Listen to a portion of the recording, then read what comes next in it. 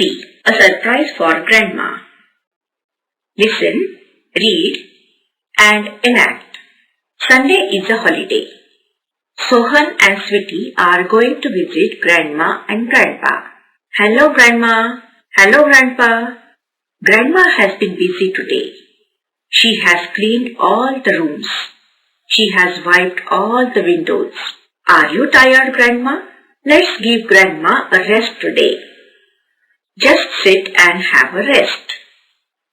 Come on, Sohan. Come on, Sweetie.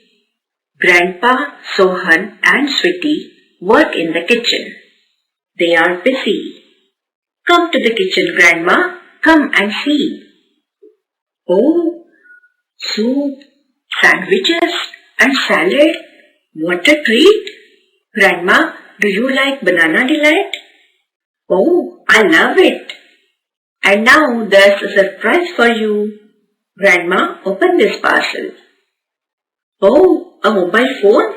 What a surprise! But, Grandma, no buts now. I know your problem.